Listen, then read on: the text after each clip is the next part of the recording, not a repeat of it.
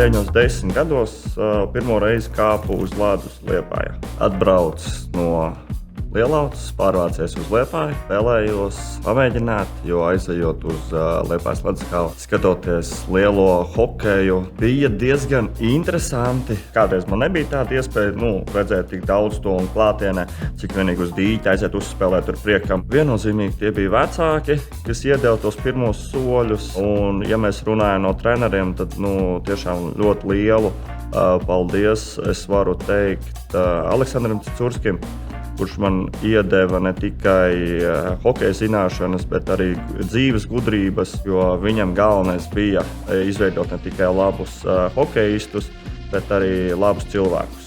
Sapratu, ka hokejs varētu būt tā mana lieta kaut kādos 11, 12 gados. Hokejs tas nav tikai vaļasprieks, hokejs tas ir dzīvesveids. Bija jāsaprot tas, vai tas ir tas, ko es vēlos darīt, vai tas nav tas, ko es vēlos darīt. Nonācu pie tāda lēmuma, kad es to vēlos, un tad jau cītīgi gāju uz tiem saviem mērķiem. Ralfs tajos 11, 12 gados un Ralfs tagad. Kas ir mainījies? Nekas. Bārda aug.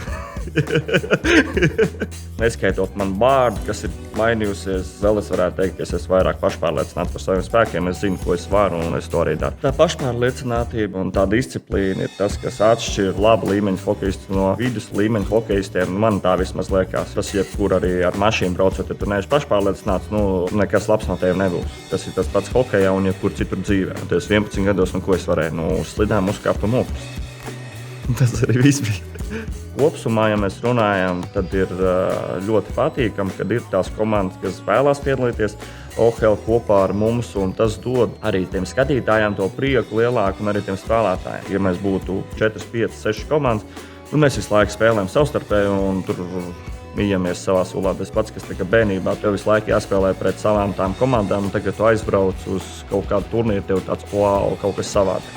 Un tas, es domāju, ka ir ļoti liels pluss, ka ir tās komandas, kas ir pievienojušās, un viņas dod to otro vēsmu. Tu esi arī komandas kapteinis. Kā šobrīd, kā tu raksturot Liepājas komandu? Kā ģimene. Vienā vārdā. Īsti daudz nav ko piebilst. Kas ir tās stiprās puses pagaidām, kā tev izskatās? Stiprās puses ir mūsu fani. Bez viņiem mēs nevaram. Arī ļoti lakoniski, man liekas, to deputāti jāiet.